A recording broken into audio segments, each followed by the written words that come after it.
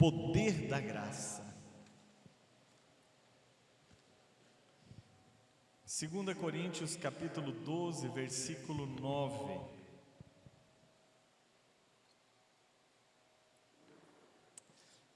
Vamos ler todos juntos? Mas ele disse essa frase aqui, ó: minha graça é tudo que você precisa. Agora olha para a pessoa do seu lado, diga: a graça de Deus é tudo que você precisa. Agora vamos seguir o versículo.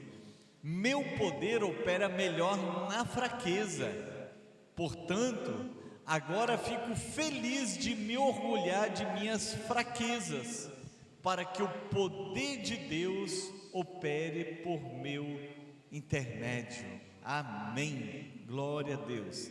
Graça envolve outros assuntos, tais como perdão, salvação, regeneração e arrependimento, além do amor de Deus. Tudo isso provém da graça de Deus, né? Esses assuntos como perdão, salvação, regeneração, arrependimento, eles só são possíveis por conta da graça de Deus, por causa da graça de Deus. E nós precisamos da graça de Deus em tudo. Por isso que Deus ali diz para Paulo e diz para mim e para você: a minha graça é tudo que você precisa. E eu tenho tido experiências no longo desses anos sobre essa questão da necessidade dessa graça, de Deus fazer coisas tremendas na minha vida e através de minha vida, porque eu descobri o poder da graça e como nós usufruímos esse poder da graça, e nós podemos usar todos os dias, todas as horas. Por isso que Deus disse: minha graça é tudo que você precisa. Eu gosto muito dessa versão.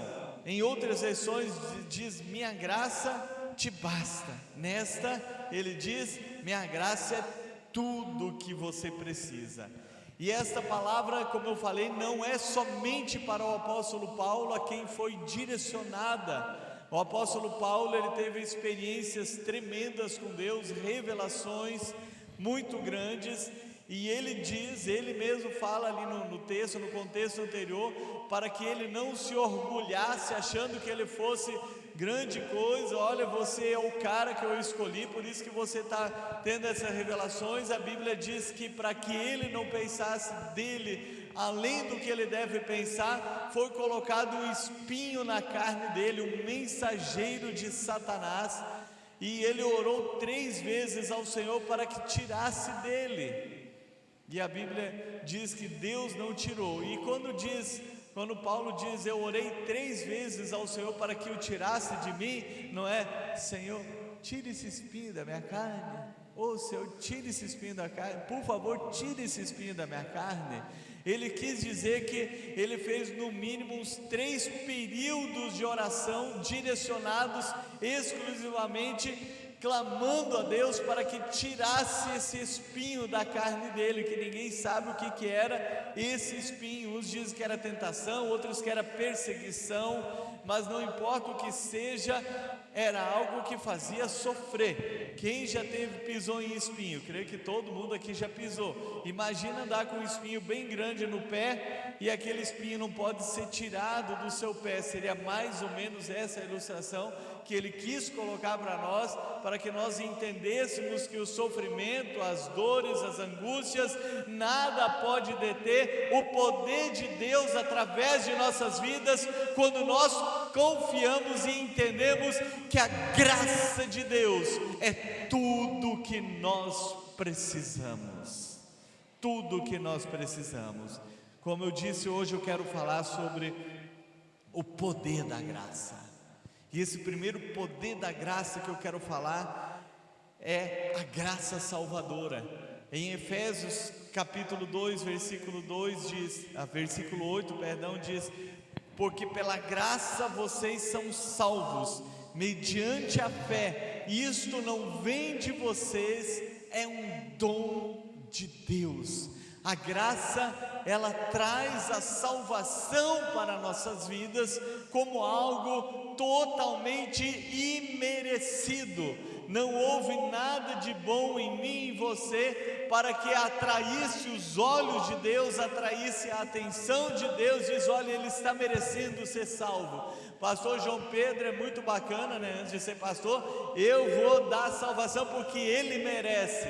Não, nada disso. É um presente totalmente imerecido, e a fé é a resposta que o ser humano dá a esta graça que é oferecida. Então, por isso que pela graça vocês são salvos mediante a fé. E até mesmo a fé, que é a nossa resposta para a graça de Deus, ela não provém de nós, porque diz ali que é um dom de Deus. A fé salvífica, que é especificamente a fé que gera salvação, ela é dada por Deus, mais uma vez, para tirar todo e qualquer sentimento de mérito de dentro do nosso coração. Agora, qual que é a diferença entre fé comum e fé para a salvação? A fé para a salvação é essa que eu citei, é um dom de Deus. Mas a fé comum, todas as pessoas têm. As pessoas são positivas, elas acreditam que vai dar certo um projeto, elas insistem, isso é uma fé comum. Mas a fé salvífica é um dom que Deus dá para que nós tenhamos possamos dar uma resposta para a graça de Deus para as nossas vidas, que é oferecida a nós. A palavra do Senhor vai nos dizer, pode colocar aqui em Romanos capítulo 5, versos 1 e 2: justificados, pois, mediante a fé, temos paz com Deus, por meio do nosso Senhor Jesus Cristo, pelo qual obtivemos também acesso pela fé a esta graça, da qual estamos firmes e nos gloriamos na esperança da glória de Deus. Veja só o que o texto diz: pelo qual obtivemos também acesso pela fé a esta graça. É um dom que Deus dá para que nós possamos dar uma resposta para Deus, dizendo: eu quero usufruir da graça salvadora em minha vida. Glória a Deus por isso. A graça capacitadora, esse texto que nós lemos de 2 Coríntios capítulo 12, versículo 9, é a capacitação que Deus nos dá para realizarmos grandes coisas em nome dEle. É por conta da fé, por causa da fé. Veja o que diz ali, volta a 2 Coríntios 12, 9, por favor. Porque o apóstolo Paulo, ele vai dizer que ele vai se gloriar. Minha graça é tudo que você precisa, porque o meu poder se aperfeiçoa na fraqueza. De boa vontade, pois agora, portanto, fico feliz de me orgulhar das minhas fraquezas, para que o poder de Deus opere por meu intermédio. Uma pessoa, vamos entender aqui que ele falou sobre esse espinho na carne, o sofrimento que ele teve. Ele vai dar um relato também sobre o sofrimento dele. Ele disse que 3 vezes ele sofreu uma pena de 40 açoites, aqueles que rasgava a pele, não era uma varadinha não, era açoite mesmo. Ele disse que foi apedrejado até ao ponto de pensar que ele estava morto. Ele naufragou, então ele passou por naufrágio, por apedrejamentos, ele passou por chicotes, pena de açoites e muitas outras coisas por conta, e ainda assim ele não desistiu de falar de Deus. Observe a graça de Deus diante do sofrimento. Quando ele é preso lá em Filipos, ele recebe uma pena de açoites, ele é lançado na prisão, que acontece aquele terremoto, o carcereiro é salvo, e ele sai depois da prisão para fortalecer a fé dos irmãos que estavam abismados com o que havia acontecido com ele. Por que ele fez isso? porque a graça se sobressai, a graça ela capacita, ela faz coisas em nossa vida que as pessoas duvidam. É o sobrenatural de Deus que acontece quando nós dependemos dessa graça maravilhosa. É por isso que ela é chamada graça capacitadora. Ela nos capacita para realizar as obras de Deus. Porque em muitos lugares do mundo os cristãos são perseguidos até hoje e não negam a Jesus, porque tem a graça capacitadora. Os irmãos eram colocados em fogueiras, queimando e louvando a Deus. Por quê? Porque eles não sentiam dor ou tinham prazer na dor? Não, é porque a graça capacita a passar por todo e qualquer momento. É a graça de Deus que faz isso sobre as nossas vidas. E esse é um estímulo para mim e para você, porque talvez você seja tímido, talvez você fique com vergonha de falar do amor de Cristo, mas eu quero dizer que, assim como eu já citei antes, abre bem a tua boca e eu encherei. Quando nós nos dispomos e você diz: Senhor, eu quero essa graça na minha vida, a graça vai sobressair e você vai fazer grandes coisas na sua vida. Eu sempre fui tímido para falar publicamente, e eu lembro que uma época eu propus no meu coração: todos os dias eu vou falar de Jesus, pelo menos para uma pessoa. E lá em Goiânia eu pegava 3 ônibus para ir para a minha igreja e 3 ônibus para voltar. Então eu procurava, entrava no ônibus, eu olhava assim: opa, tem uma pessoa. Não olhava para ter 2 assentos livres, eu ia onde tinha só um, para mim puxar assunto e falar. Mas em uma outra pessoa eu falava tranquilo.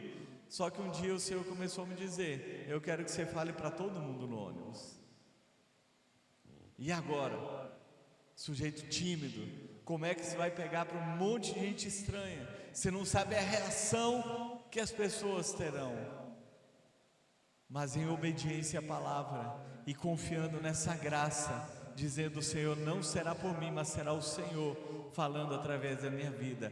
Eu comecei a pregar no meio dos ônibus, e eu sei que nos primeiros dias era 30 segundos, 50 segundos, 2 minutos, mas aí eu comecei a tirar dias só para ficar pregando de um ônibus para outro. Aproveitava sistema integrado, preguei num ônibus, desci dentro do terminal, prego numa fila onde estão indo para um determinado destino, não entro naquele ônibus, eu vou num outro e prego, desço em outro terminal e vou pregando.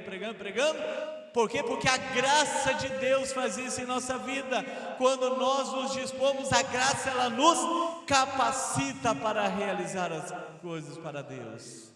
Por que você acha que Davi venceu Golias? Você acha que era a força do braço dele para lançar a pedra tão forte e acertar exatamente o local que estava livre na testa daquele gigante? Foi a graça de Deus que capacitou. Você acha que foi natural? Samá, que eu já preguei aqui, defende o seu território. Quando todo o exército fugiu, ele se colocou em pé no meio de uma plantação de lentilhas e venceu um exército inteiro sozinho. Você acha que foi só ele ou foi a graça que capacitou isso? Você acha que foi Sara por si mesmo, pelos recursos da medicina da época que ele encontrou, que ela gerou um filho aos 90 anos de idade, ou foi a graça de Deus? Amados, a graça ela faz isso em nós. Usando a ilustração do espinho na carne, é como se você precisasse correr uma maratona com um espinho dentro do seu pé e você dizer, Deus falar: olha, você vai correr porque a minha graça te basta, e você confia, você vai correr, pode estar uma dor terrível, mas você vai vencer, você vai conseguir chegar à linha de chegada. Por quê? Porque é a graça quem capacita. Então, por que você está parado e não se dispõe para trabalhar para o Senhor? Todo aquele que se dispõe para trabalhar para o Senhor, a graça capacita para que ele realize grandes coisas para o Senhor. Por isso ele disse: por isso eu vou me orgulhar nas minhas fraquezas, para que o poder de Deus opere através da minha vida. É a graça que opera na nossa insuficiência. Então, se coloque diante de Deus, fala: Senhor, por mim mesmo eu não sou capaz, mas a tua graça, ela me capacita. Eu tenho tido experiência sobre essa graça capacitadora também ultimamente. Eu sempre comento, e a Bis falou agora há pouco, que nós estamos cansados. E eu comento aqui com alguns, eu trabalho de 12 a 16 horas por dia, alguns dias 18 horas. Não é por dinheiro, é por necessidade de trabalhar em várias áreas, assim, no meu ministério e outras coisas, tudo relacionado para Deus. Mas tem dias que eu estou acabado, e às vezes eu acordo de manhã e eu falo para Deus: Senhor, a Tua graça, eu preciso da Tua graça. Eu queria ficar mais tempo dormindo hoje, mas eu tenho que fazer isso, eu tenho que fazer aquilo, Senhor. Quantas vezes devocionais que às vezes eu peço: Senhor, fala comigo, eu quero o Senhor falando, fala comigo para que a Tua graça venha sobre a minha vida. E eu vou te dizer que dos dias que eu sou mais usado por Deus, nos devocionais e para levar a palavra de Deus, é nos dias que eu acordo muito cansado, que eu estou muito cansado. Eu digo: Senhor, eu gostaria de ouvir alguma coisa, e Deus me usa naquilo que nós estamos indo. Eu e o Léo tivemos muitas experiências, né? Essa semana minha esposa falou da quantidade de pessoas, e pessoas diferentes, né, Léo? Que ouviram a palavra, e quantas palavras as pessoas, né, disseram: eu nunca tinha participado aqui, mas essa palavra falou tanto comigo. Mas ela primeiro tinha falado comigo. Por quê? Por causa da graça. A graça capacita. Então a graça, ela é salvadora, a graça é capacitadora, a graça também, ela é instruidora, ela nos ensina. Veja o que diz em Tito, capítulo 2, do 11 ao 13, Tito capítulo 2, do 11 ao 13, ela nos ensina, ela nos instrui, porque o que? Quem se manifestou? A graça de Deus se manifestou, trazendo salvação a todos. Falamos da graça salvadora. Agora ela nos educa, ela nos instrui, ela nos ensina para que, renegadas a impiedade e as paixões mundanas, vivamos neste mundo de forma sensata, justa e piedosa, aguardando a bendita esperança e a manifestação da glória do nosso grande Deus e Salvador Jesus Cristo. Veja só, a graça, ela, nesse primeiro ponto, ela é apresentada como salvadora. Ela encerra esse assunto dizendo, aguardando o quê? A manifestação da glória de Deus, ou a nossa partida para a glória, ou o arrebatamento da igreja. Mas nesse tempo em que eu me converto, que você se converteu, até o dia do nosso encontro definitivo com o Senhor, ela nos instrui para algo. Está no versículo 12, veja o que ele diz: ela nos educa para quê? Renegadas a impiedade e as paixões mundanas. Coloca agora na NVT, por favor, ali, esse versículo aí. Essa graça, ela nos instrui. A graça, ela não é uma permissão para pecar, pelo contrário, ela é a capacitação para nós vivemos não na prática contínua do pecado. Somos instruídos a abandonar o estilo de vida ímpio e os prazeres pecaminosos. Neste mundo perverso, devemos viver com sabedoria, justiça e devoção, aguardando a bendita hora do encontro com o Senhor. Resumindo esse final, então a graça de Deus não é saber que se eu pecar, eu vou pedir perdão e Ele vai perdoar realmente, mas como vocês têm ouvido muito aqui, e eu vou continuar insistindo, a graça de Deus, o perdão de Deus, Ele não é para tratar a graça de Deus de forma leviana. Eu vou pecar porque é só pedir perdão para Deus depois. Isso é tratar a graça de Deus de forma leviana. Essa mesma graça, ela nos instrui e ela nos capacita a abandonar o estilo de vida pecaminoso que tínhamos antes de conhecer a Cristo e agora viver de uma forma santa. Então, o texto diz que a graça trouxe salvação e nos instrui a abandonar e ter uma vida de retidão que procede de uma vida de sobriedade, ou seja, uma mente ligada em Deus, e nós conseguimos vencer o pecado. A graça também, ela é salvadora, ela é capacitadora, ela é instruidora, e existe o trono da graça, que aqui eu tenho experiências maravilhosas com o Senhor. Veja o que diz em Hebreus 4,16: assim, aproximemo-nos com toda a confiança do trono da graça, onde receberemos misericórdia e encontraremos graça para nos ajudar quando for preciso. Ao falar sobre o trono da graça, o que sempre me vem em mente é o episódio de Esther com o seu marido, o rei. O que ela pediu? Porque nos reinos ninguém poderia entrar diante da sala, no trono ali do rei, sem um convite, porque se ele entrasse e encontrasse favor, era estendido o cetro do favor do rei, alcançou graça, favor. Mas se o rei tivesse um mau dia, de mau humor, eles só davam com um gesto, os guardas levavam e matavam aquela pessoa. Por isso que Esther pede um jejum de 3 dias. 3 dias vamos jejuar, para que quando eu entre na presença do rei, eu encontre favor. E a Bíblia diz que quando ela entrou, ele estendeu o cetro do favor, o cetro da graça, e foi concedido qualquer pedido que ela quisesse fazer, ele atenderia.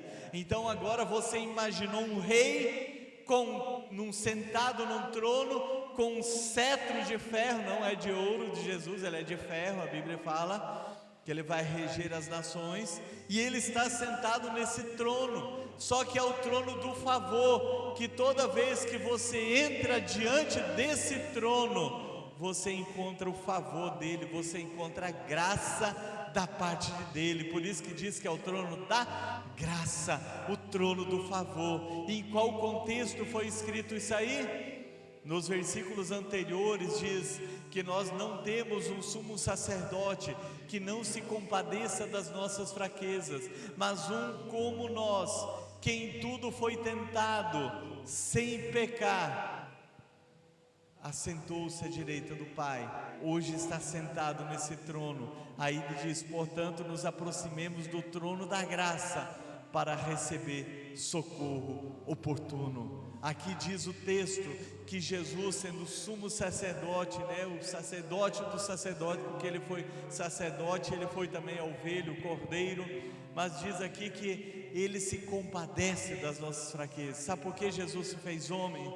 Para sentir o que eu e você sentimos, aquele pecado que persiste na sua vida, Jesus sentiu vontade de cometer. Aquilo que é a sua maior fraqueza, Jesus sentiu vontade de cometer, só que a Bíblia diz que ele não pecou. Aí diz para nós nos aproximarmos diante do trono da graça para encontrar favor. Então, quando você está sendo tentado, ou antes de ser tentado, vá ao trono da graça.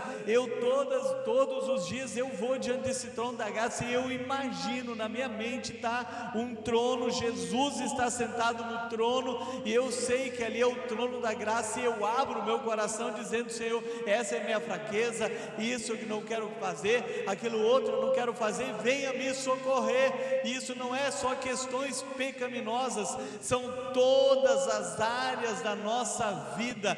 Nós podemos entrar nesse trono da graça, no trono do favor, e sair com o favor em nossas mãos, em nossa vida. O socorro para nós, ele está disponível quando nós aprendemos a andar. Essa graça que nos instrui para abandonar a vida pecaminosa, ela te dá condição dizendo: vai até o trono da graça.